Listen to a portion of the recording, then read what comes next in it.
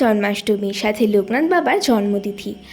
আগে প্রতি বছর আমাদের বাড়িতে লোকনাথ বাবার জন্মতিথি উপলক্ষে বড় আয়োজন করে পুজো করা হতো। তবে এই কয়েক বছর বিশেষ কিছু কারণের জন্য পুজোটাকে একটু ঘরোয়াভাবেই করা হয়। আর গোপাল আসার পর থেকে তো গোপালের জন্মাষ্টমীও পালন করা হয়। তাই সকালবেলা আজ ঘুম থেকে উঠে স্নান করে আমি পুজোর ফুল তুলে মায়ের সাথে একটু ভোগের আয়োজন করছিলাম। আমি প্রথমেই ময়দাটাকে মেখে নিয়েছিলাম লুচির জন্য, এরপর একটুখানি সুজিটা বানিয়ে নিয়েছিলাম, সাথে আমি এদিকে মালপোয়ার জন্য ব্যাটারটাকেও বানিয়ে রেখে দিয়েছিলাম, কারণ চিনি গলতে না একটু কিছু সময় লাগতো। আর অন্যদিকে মা করেছিল খিচুড়ি, পায়েস, 5 রকমের ভাজা, আর আমার দায়িত্ব ছিল লুচি ভাজা আর মালপোয়া ভাজার। তো সমস্ত কিছু ভেজে নিয়ে আস্তে আস্তে মা ঠাকুরের জন্য ফল কেটে নিয়েছিল। তারপর আমি এসে ঠাকুরকে একটু সাজিয়ে ঠাকুরের সামনে সমস্ত ভোগ দিয়ে একটুখানি পুজো করে নিয়েছিলাম।